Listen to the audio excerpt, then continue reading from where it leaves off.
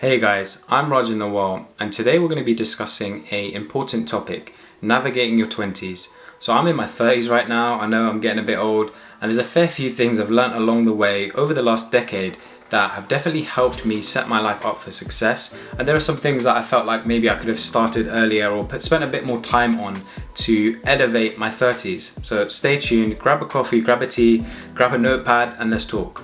Your 20s are some of the best years of your life. If you spend the right time with the right people, on the right skills and investing at the right time, you could really set yourself up for success. And in your 30s and your 40s and even in your 50s, you'll look back and be glad that you spent that time, honing in on those skills or investing in those stocks or, taking that opportunity on starting that new business. So, I look back now, I am in my 30s. Over the last decade, I have been working in the corporate world now for 10 years plus in IT and cyber, and I've gone through many different jobs and promotions, successes, failures that have helped shape me into the person I am today.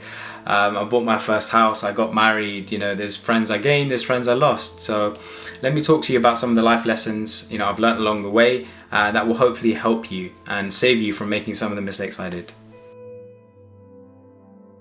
Lesson number one is embracing your failures. Failures are a really important part of life, especially in your 20s. In this day and age, people want things to happen like that. They want things to happen overnight. They want to become a millionaire overnight. And that's what people are doing these days. They're selling you a dream on social media, on Instagram, on TikTok, on YouTube. People are telling you, become a trader or become a cryptocurrency investor and your life will change overnight. It doesn't work like that.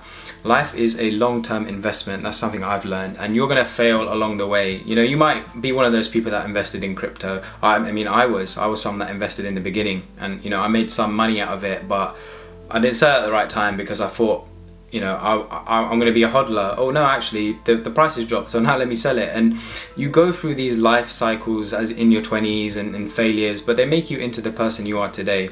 Even if it comes to job interviews, right? Go to 100 job interviews, and if you fail 99 of them, at least you've then got that one job, right? It's all part of the process, as cheesy as that might sound. You need to be able to taste failures to taste success, and it will build your character, it will build your skill set, it will allow you to hone in on the things that you did wrong. That's why I always talk about feedback. Seek feedback. If it's from your job interview, if it's from an investment that went wrong, seek out experts in that field. One of my favorite quotes is, hard work beats talent when talent doesn't work. And I think it's really true, right? You can have someone that's super talented that just sits on their arse all day and doesn't do anything, right? And you can have someone that maybe doesn't have the same talent as that individual, but they put in the graft, they work every single day, whether that's half an hour a day, an hour a day, a few hours a day, but they're consistent with it and they build it and they're building up with an upwards trajectory in order to reach their goal, right? That's who you want to be, and I'm putting smart work aside because smart work is something else and really important too, but throughout your 20s, work hard and you'll see the results. Lesson number two is saving for the future. Now, so many people make really poor financial decisions in their 20s, whether that's spending all their money on a new lease car or putting all their money into a rubbish cryptocurrency coin, right? There's so many things you're going to do. And I did say embrace your failures, but you also need to take calculated risks, right? Do your homework, do your research, and saving for the future is super important, And I'm not telling you to put all of your money aside and live like, a monk and not have anything. I'm just telling you, be sensible with your spending, right? Have a target in mind, whether that's you wanting to buy your first house. In my 20s, I knew I wanted to buy my first property. I knew that it would require sacrifice. So I spent several years, not going on holiday, not going out with friends, and not ever going out with friends, but cutting back, right? Making those choices, maybe not splashing out on the latest laptop, maybe getting a pre-owned one, or maybe buying a refurbed one. And having a savings plan will definitely allow you to meet those goals that you want. Suffer now and see the rewards later, right? It took me years to buy that house, but I'm living in it now in my 30s through that work that I did in my 20s. Make sure you have a good idea of your money coming in and your money going out, right? You need to make this a habit in your 20s so that for the rest of your life, life is all spreadsheets really, isn't it? It's all calculated in transactions. You need to understand whether it's from your salary, your multiple streams of income, how much money is coming in and how much is going out, what are you spending it on? everything is a subscription these days, right? Netflix, Disney Plus, Uber Eats. There's a subscription for everything. I've got a subscription for my printing service, right? I get ink sent to my house straight away, right? I mean, maybe that's a poor example, but life is a subscription. So think about those things that are going out of your bank account, and do you need to have them, right? Do you really need to spend all that time on Netflix, or do you really need to spend all of that money on that really swanky gym membership at David Lloyd's or wherever it may be? Do you need to? Can you afford to do that? Would it be better if you just went to your local gym and spent 20 to 30 pounds? And that will help you reach your goals, right? Something that I did that I felt was really beneficial was having a standing order direct debit set up so that when money would come into my bank account, it would automatically go. So if I got paid, I would automatically have a standing order so that X amount of money would go straight into my savings account, into my ISA, whatever it is. And that would mean that I don't know about that money anymore, right? That money is gone. It's not even mine anymore. I'm not touching it. That's my future self's money. So have that mindset, because it will allow you to then, continuously be diligent and save. And that's what I did with, that money's not yours, but that's what I did with saving for my house. Automate your savings, cancel those memberships that you don't necessarily need, right? We spend a lot on delivery these days. Go out, do a food shop, learn how to cook. Trust me, you will see the benefits. Something I also like to stress in your 20s from a financial standpoint is have an emergency fund, right? I'm not saying have like 50 grand stored away. I'm saying have, whatever within your means, have 5 grand, 10 grand for a rainy day. If something goes terribly wrong with your health, with your house, if you've got one at the moment, in your flat, if your car, have that money aside so that you've got that safety blanket there. So many people these days are living in debt. They're living in a position where they've just spent all their money on things that they didn't necessarily need to do. Whatever, that's on tech, that's on a lifestyle, but they don't put money away for a rainy day. Life happens all the time, right? It's only the other day that I found out that something was wrong with one of my cars, and I had to spend a significant amount of money on that to ensure it was ready so that I can, go out to work, or I could do the shopping and live life in a certain type of way. The essentials, right? There are essentials to life that you need to be able to sustain, and that requires money at the end of the day. It really does. So I would definitely recommend having an emergency fund. Put money away, put a certain amount of money away to make sure that you're comfortable and you're not living in a point of, or a state of anxiety and stress because you think, if one thing happens, my whole life's upside down. I'm in arrears, I've got debt. Be smart about it. If you can't afford it, don't buy it. Avoid all these silly purchases, seeing people flash their, fancy Rolex, or, buying all these lease cars. It just doesn't make any sense. You're trying to keep up with something that's not really sustainable, right? Just have a little bit of discipline and diligence and try and live a humble life. At the end of the day, we are all going to go one day, and you can't take all these flash things with you, right? And I feel like people need to remember that. Lesson number 3 is time management. So lost time is never found again, and it's very true.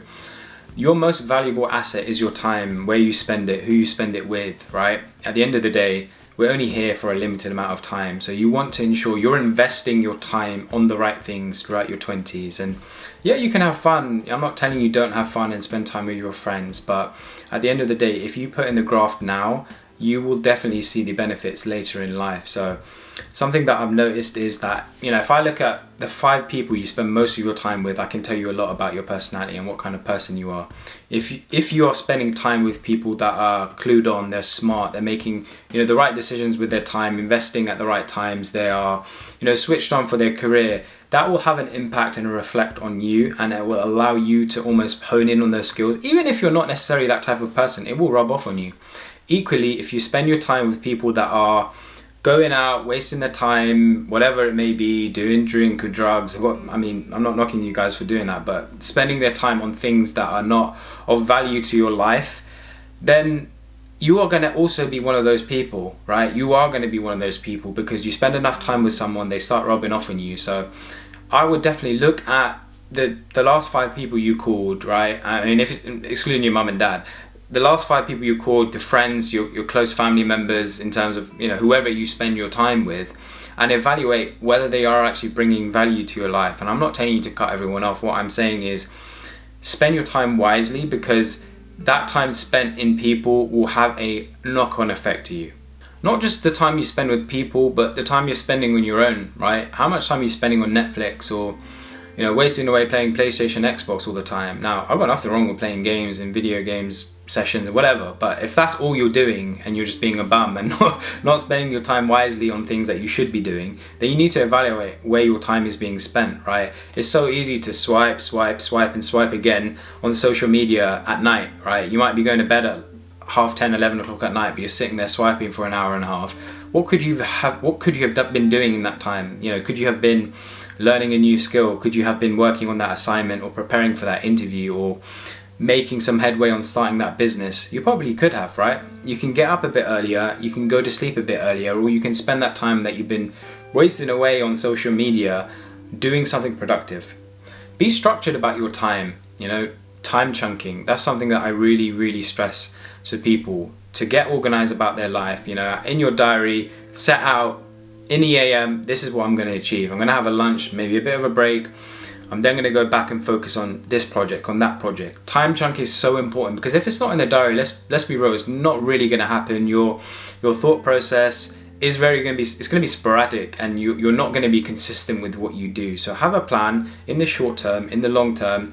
Look in your diary, block out time to do things, and you will do them. Try and stick to that time. You'll end up seeing the benefits at the end of the week. You say, right, I've actually stuck to that plan, and okay, I might not have achieved every single thing, but I've definitely achieved a lot more than what I would have done if I just went through life randomly. Have a plan. Limit your distractions as much as possible, right? So if you're going for that job interview, if you're working on building your business or learning that new skill, put your phone away. Get distractions out of the equation, right? We know your phone's going to buzz. There's going to be a notification from WhatsApp, from Twitter, from whatever you use, Instagram, from the Apple News app. There's going to be something happening in the world, right, that people always want you to know about. Technology is great, but it's also a curse because, you're always stuck on your phone. Back in the day, we didn't have phones, and people would be almost a lot more happier. Anxiety, depression, so many mental health problems are coming about these days because of social media, right? It is a great thing to work on, to prioritize your business, to learn new skills, and that is great, but it also has its downfalls and its drawbacks. So, use your time on social media wisely, limit your distractions, and you will see the benefit.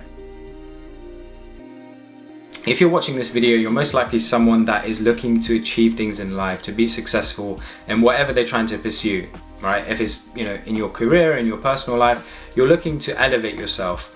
And what I would say is learning how to say no is almost a skill, especially in your 20s. When you're young, maybe you're slightly immature, a little bit naive, people will invite you to events all the time or want you to consume your time on things that aren't necessarily productive.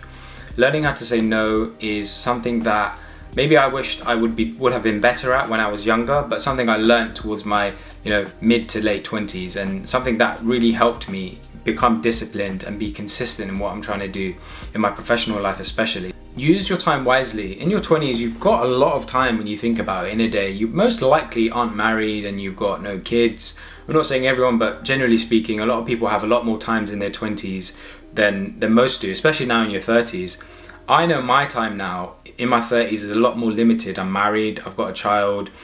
I'm in a position where my time is fairly limited. So what I do spend my time on, I have to really be picky, right? You have to invest your time so much more wisely when you're in your 30s. So if you have that mindset sort of now in your 20s where you're spending your time learning that new skill, if you're learning how to drive, if you're learning how to code, if you're learning how to shoot YouTube videos, pick up a life skill. If you're learning how to invest in stocks and trades, if you're doing these things at such an early age, you only set yourself up for more success in the future. So hone in on that.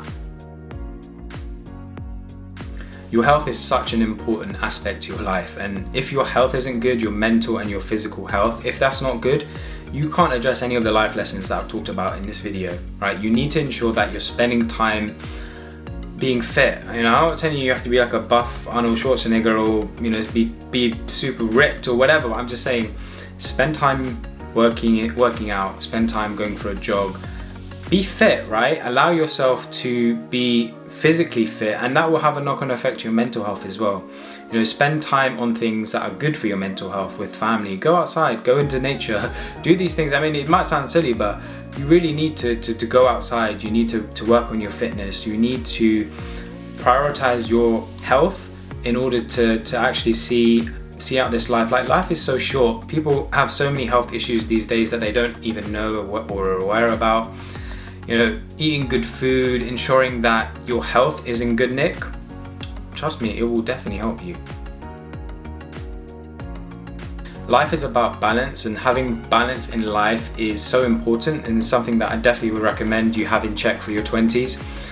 You know, now that I'm in my 30s, certain things aren't as important to me as they were when I was in my 20s, like going out, for example, or, you know, spending all my money on tech. Like, I'm a family man now. My time is fairly limited, right? I have to spend my time wisely. I have to invest my time on things really carefully, right? I don't have the luxury of sitting watching Netflix all day, right? I've got things to do. I've got a job. I've got other, you know, interests and other work streams that I'm looking to invest my time in that will elevate my life, right? But if I only do that and I don't spend time with my family, or if I, you know, don't go to the gym, or if I'm just eating crap all the time, I'm gonna see other aspects of my life decline. Like, life is all about balance and finding that sweet spot. But I would say find those priorities in life, and don't get me wrong, those priorities definitely switch and change throughout your life. So find that balance and find that priority, because your plan on how you want to achieve things will really fall out of balance, out of focus, if you don't have that in place. Your 20s go by in the blink of an eye, and I'm telling you now, I'm starting to get grey hairs in my 30s, and I don't know what to do with myself. I know I've got a baby face, I've been told it before, but I'm in my 30s now, and you start to feel it, honestly. So I hope you enjoyed the life lessons that I've shared with you.